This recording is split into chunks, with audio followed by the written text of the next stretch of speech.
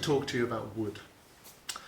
Now, I work almost entirely in deciduous trees, in other words, trees that lose their leaves in the autumn, like limewood, basswood, oak, this sort of tree, and it has the annual rings.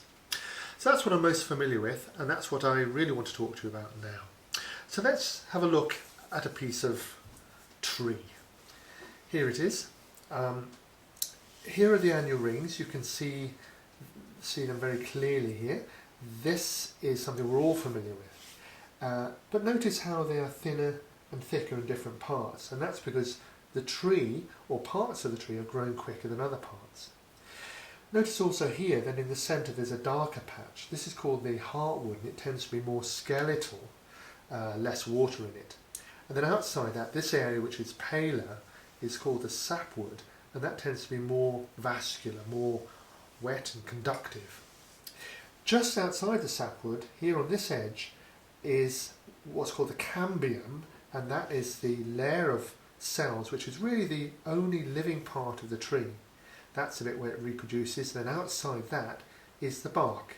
So that's a simple section through the tree.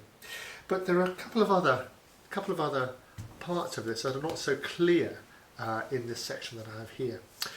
And one of which is the medullary rays, and they are sheets of tissue that go from the centre of the tree outwards.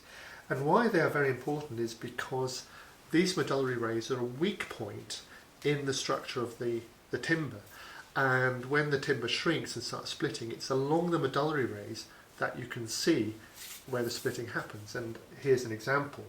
There's the rings going around here, and here is the splitting going radially from the centre. This is down the medullary rays. So that's an important feature of a tree to be aware of. The other thing to think about trees are knots.